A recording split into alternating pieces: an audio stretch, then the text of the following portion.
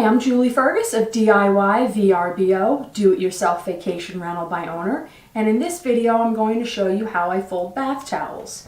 And I like to fold them this way because it's a nice clean look and it looks nice on the shelf when they're stacked. And I'm usually using a standard size bath towel, not the oversized bath towels, to save space.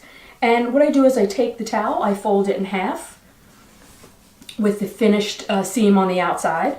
And then I fold it in half again, keeping this decorative edge towards me. And then I fold it in two sections, so it's a nice roll, and I'll do that again. And I like to fold standing up without a table because I'm usually limited in space.